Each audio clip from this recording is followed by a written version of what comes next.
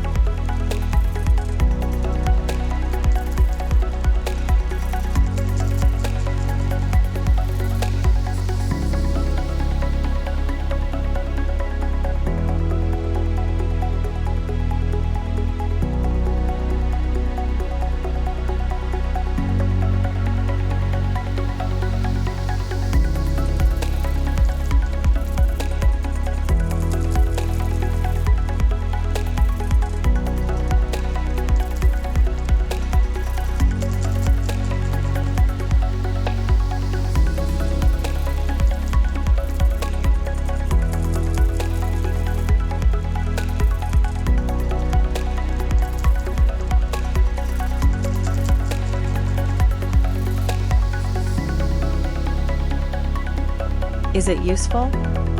If so, please give the video a thumbs up and subscribe to the channel, as well as follow us on Instagram for more stuff like this.